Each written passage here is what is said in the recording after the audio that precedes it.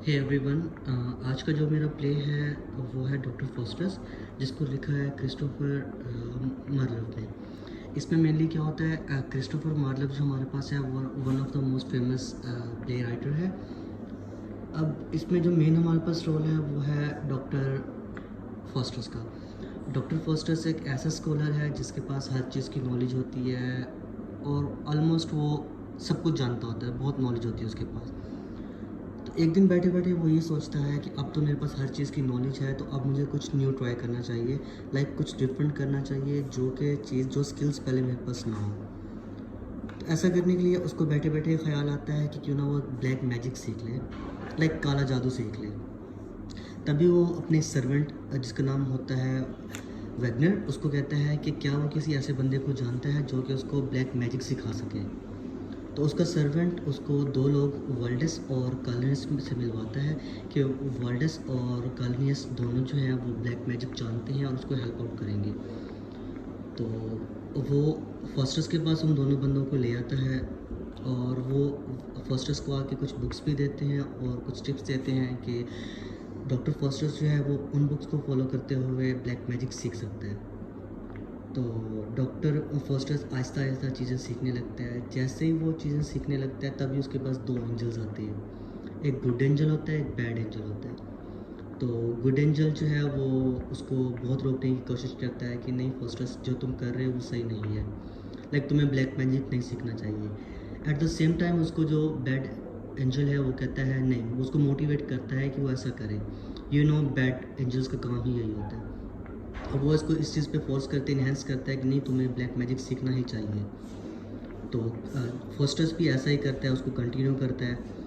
तो क्या होता है कि सबसे पहले ना वो एक बैड एंजल को अपने पास बुलाते हैं, एक डेविल को अपने पास बुलवाता है जिसका नाम होता है मेफिस्टोफेल्स। मेफिस्टोफेल्स उसके सामने आता है और मेफिस्टोफेल्स को ऑर्डर करता है कि तुम मेरा ऑर्डर फॉलो करो।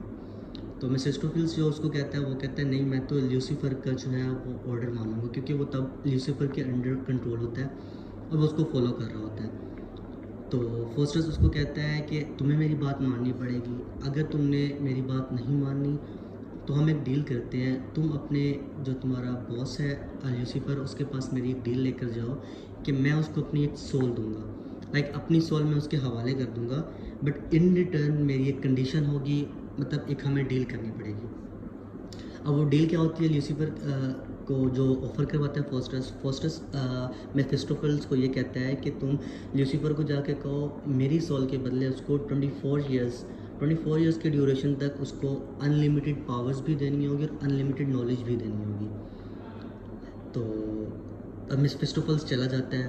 तो वाल्डस और कालिनियस जो है वो उसको और बुक्स देते हैं, ये सीखता रहता है जो है ना नॉलेज ब्लैक मैजिक की। कुछ अर्से बाद मेफिस्टोफेल्स वापस आता है फोस्टर्स के पास और उसको कहता है कि ल्यूसीफर इस डील के लिए तैयार है, वो तुम्हें एक गिफ्ट देने के लिए तैयार है, लाइक तुम्हें 24 ईयर्स के लिए वो अनलिमिटेड नॉलेज और पावर्स देगा, बट बदले में उसकी एक कंडीशन है, तुम ये करो अपने ब्लड से, तुम जो है उसके एग्रीमेंट पे साइन करो ल्यूसीफर के। मेफिस्टोफेल्स कहता है फोस्टर्स को। तो फोस्टर्स जैसे ही साइन करने लगता है अपने ब्लड से, तो उसका ब्लड जो है वो जम जाता है, लाइक ये एक तरह का साइन होता है उसके गॉड की तरफ से कि मेफिस्टोफल्स तुमसे जो करवा रहा है, फोस्टर्स तुम जो कर रहे हो वो गलत है। तभी उसके पास गुड और बैड एंजल्स फिर से आते हैं, वो फिर से उनको कहते हैं, गुड एंजल कहता है, रोकने की बहुत कोशिश करता है कि फोस्टर्स तुम सही नहीं कर रहे, लेकिन मेफिस्टोफेल्स जो कि उसको फोर्स कर रहा होता है वो सब कुछ करने के लिए, वो जाता है कुछ कोल्स लेके आता है, गर्म कोयले, जैसे ही उसके ब्लड के पास रहता है उसका ब्लड मेल्ट हो जाता है और जो है ना वो उस पर एग्रीमेंट पे साइन कर देता है। अब इस एग्रीमेंट के अकॉर्डिंग 24 ईयर्स के लिए वो अनलिमिटेड नॉलेज लेगा उससे, ल्यूसीफर से, और पावर्स लेगा, मतलब अपनी तमाम विशेष पूरी करवाएगा और बदले में जो है वो उसको एंड में अपनी सोल देगा 24 ईयर्स के बाद। अब इतने इस ड्यूरेशन में फोस्टर्स उन वेल्डस और कालिनियस से जो है वो नए टिप्स सीखते रहते हैं, अपने जो है वो स्किल्स को इन्हांस करता रहता है ब्लैक मैजिक में ना। तो एक दिन क्या होता है, मेफिस्टोफेल्स को डिमांड करता है फोस्टर्स कि तुम मुझे एक वाइफ ला के दो। अब मेफिस्टोफेल्स कहता है कि जो मतलब वाइफ है, एक मैरिज का रिलेशन है वो प्योर होता है और वो एक होली एक्ट है, तो मैं इसमें तुम्हारी कोई हेल्प नहीं कर सकता। लेकिन अब उसको कहीं न कहीं मेफिस्टोफेल्स को ये भी लग रहा होता है कि अगर मैं फ़ॉस्टर्स को स्ट्रेट फॉरवर्ड मना करूँगा तो कहीं न कहीं फ़ॉस्टर्स को बुरा लगे। तो वो उसका दिल रखने के लिए उसको कुछ और उसको कुछ और बुक्स देता है, उसको कुछ और टिप्स देता है, नॉलेज देता है, लाइक उसको मज़ीद ब्लैक मैजिक के बारे में, जिससे फ़ॉस्टर्स कहीं न कहीं सैटिस्फाइड हो जाता है। तो फ़ॉस्टर्स और स्किल्स लेता रहता है। फिर वो उसके साथ ना वो एक दिन कहता है कि तुम ऐसा करो, तुम ना हेलेन की सोल को बुला लो मेरे पास।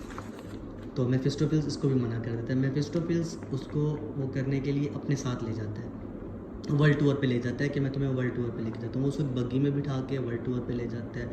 जब वो पूरा अपना वर्ल्ड टूर कर लेता है, एंड में ना वो रोम में उतरते हैं।